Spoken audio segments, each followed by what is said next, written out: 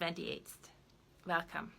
Grab a coffee, or like me tea, and let's get smarter together. The dark rings under my eyes are too dark to hide, and there's a bit of COVID fog in my mind. My own COVID, and the COVID fog of playing nurse to the culprit who gave it to me. God, am I tired. Good thing I plan to talk about the least action principle today all along. Least action is yet another principle from classical physics that's worth looking at when discerning human nature. Classical physics is dominated by Newton, and the principle behind it is when you know the coordinates of every object in the system in a three-dimensional space that at a specific moment, and the direction and amount of their velocity, you know the whole past and future of this system. There are formula that allow us to calculate changes step by step by step. That's a lot like you wanting to find the straight line between two palm trees on a beach to learn how long your hammock should be. And you start out with your back to one tree, and you put one foot in front of the other until you reach the other tree. You turn around and voila, your straight line stretches out in front of you. But when you think about our tree example, there's an easier way that doesn't involve carefully placing steps. You could just tie a toe around one tree, wind it around the other, and pull until it's straight. That's the least action principle that is only concerned with the starting point, tree 1, the end point, tree 2, and what the shortest path is that leads from one tree to the other.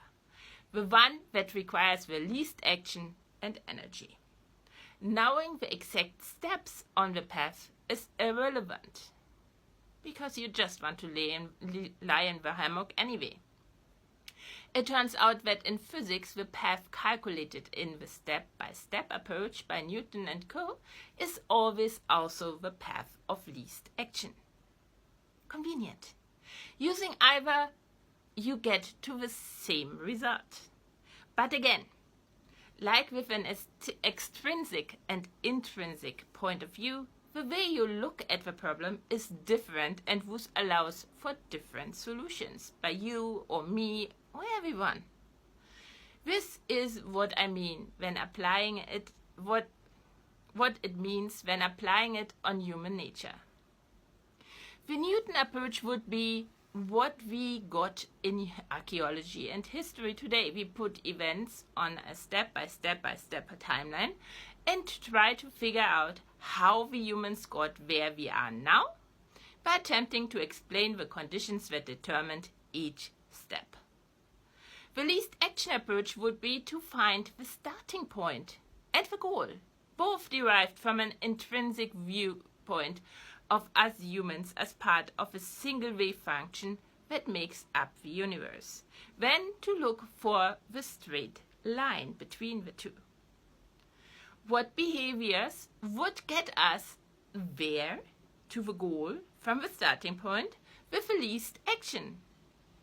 By spending the least energy, because our setup is just made for that purpose. The behavior can be evaluated ethically, and we thus can make a real statement about the nature of humans, one based on science and not just on conjecture like Hobbes or Rousseau. But even more interestingly, we then are also able to discern where people have left the path of least action, what without fail would mean that the natural path of least action was artificially complicated, or naturally, but more often than not probably artificially. Someone or something, in the case of a virus like pestilence or a volcano outbreak that changes the weather, out of some reason used force in the physical sense, not necessarily violence, enough of it so that the path we wanted the humans the influence to take suddenly appeared to be the path of least action. Appears because this is where the stage where the theoretical cow is popped by adding the complications again starts, in this case the human mind. Especially after the end of the last ice age, the roadblock for the natural least action path will be a manipulation, more often than not, of the human word generation protocol via creating a monopoly on information, via creating a monopoly on exploration to force more exploitation of fragments of existing knowledge that are handed out like morsels to the majority of people. Explore. Make a habit out of exploring. Let's make curiosity and exploration, the leaning into the unknown, the norm again. Like, comment, share, and follow, lest you miss an opportunity to improve yourself and society. Once you do, we'll meet again at the coffee pot and at some point in the distance without COVID again.